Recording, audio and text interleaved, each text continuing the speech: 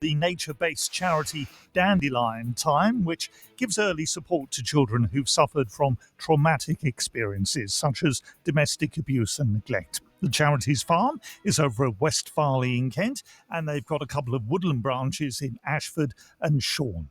Michelle Forster is the therapeutic gardener and also animal carer at the charity and joins us now. Morning, Michelle.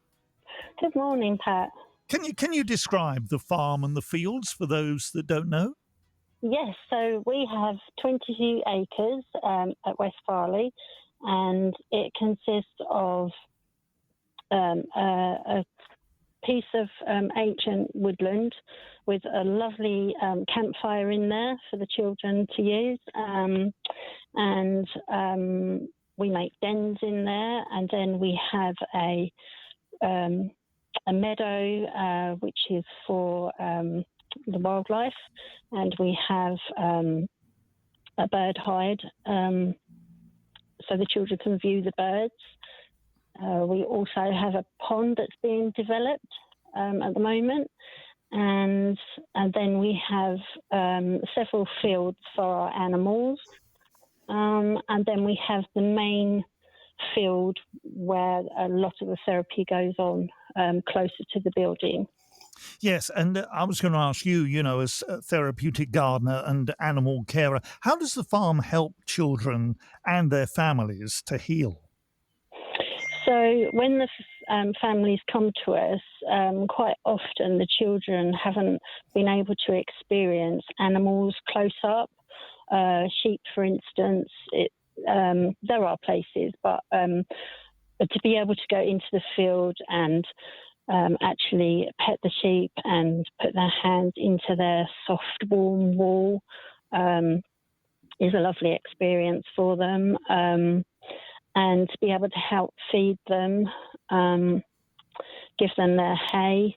And then, of course, we have alpacas, which are quite shy, but it's actually really good for the children to be able to know that they need to be calm and quiet for the animals to be able to come up to them. And that's a very good sense of achievement. Some of these children to be able to do that. And it may take a couple of weeks, but it happens, and it's just magical when it does. And then, of course, we have two donkeys who really do tune in to how the children are feeling. And if they're kind of on the edge of the group, the donkeys instinctively know to go to that child. And I have actually seen Woody actually put his head on one of the children's shoulder. And for that child, that moment was very magical and, just amazing to see. The animals are so trusting, and so the children feel very calm and relaxed around them. It sounds idyllic, doesn't it? And, you mentioned the animals, but let's not forget you've got 22 acres of land there. What do you and the garden volunteers get up to? What have you been working on, for example, over the past few months? Okay, so as I mentioned, we have a wildlife pond, which we are creating at the moment. We also have several flower beds, which are various shrubs and fragrant bushes, like lavender, for instance. We, over the last couple of months, have been collecting the lavender, which we use through the winter with the families for putting in soap to make that scented. And then we also press the flowers and make paper. So the flowers are then in the paper. And of course, it's autumn, so perfect time for children to just run and playing the leaves. Yes. I quite often, with my volunteers, gather great big piles of leaves and just leave them there just for the children to run through, because obviously that gives so much joy to the children. And of course, collecting them and making collages with them, and then picking, some of the flowers that we have left to sort of decorate the tables, and just for everything that we have there for the children and their parents to enjoy, really. So, and then we have lots of trees been delivered recently. So over the next few weeks, we'll be planting those.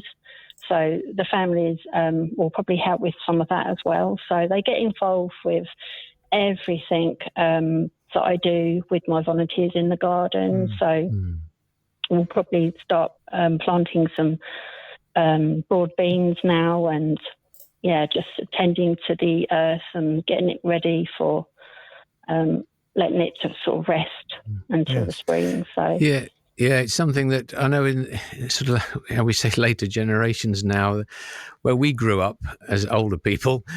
I mean, gardening and being out in the garden and in the countryside, going for walks, seeing the cows and the sheep was normal. But now it's not. So I think I found this with my children and my grandchildren. They're so happy to come out and have a poke about and help and get involved. But so many, sadly, have not had that opportunity. So it's great that you can do that and show them that sense of calmness and in the natural world as well. Yes. Just being outside in the fresh air, and I say kicking the leaves and listening to the birds in the trees is just so good for everybody's well-being. It doesn't matter who you are. Anybody that comes to the charity kind of feels so much better by the time they leave. That is great. That's a real recommendation, isn't it? What have you got organised there in the lead up to Christmas? Because, like it or not, it's hurtling towards us. So we have our carol concert, which is a really lovely thing to go to. I can just check on the dates for that. We have... so it's on the 18th of December at 6:00 at Tunbridge School. And then we have our big Give Challenge, which starts midday on the 3rd of December to the 10th of December. I think that's the two big things that we've got going along. And then we have some open days as well, which to discover Dandelion Time. And that is the 27th of November at 2:00 and the 28th of January at 1:30. And that one's at Ashford. The first one's at Maidstone. Right. And it'll be great for people to come along and find out more about Dandelion Time. Yeah. All the details available on the website. It's really good to talk to you. Michelle, thank you so much for being with us today. So thank you very much for having us again. No, it's a pleasure. Thanks to the Therapeutic Gardener Michelle Forster. They're responsible for the gardens and, as we heard, all the animals at the Kent-based children's charity Dandelion Time. You can get more information from the website. It is dandeliontime.org.uk, and that big event over at Tunbridge School on the 18th of December at 6:00. That's great. Isn't it? It's great. Yeah. And it just goes to show, that nature can heal, can't it? That's right. And I think just an encouragement to think, well, actually, let's get him into this early. Yes. Before the problems arise. And in community spaces, if only we can do that, the more. And I think some schools I know are very keen on doing this in the schoolyard, may not with animals, but certainly with plants and flowers and vegetables. So they get used to working together. I think that's the other challenge. If you've got sort of 10 or 12 children all want to do something, it's helping them work. You do this, I'll do that, and we can work together. It'll all work together. Team, isn't it? As teamwork, All right. Let's get back to the calls and questions.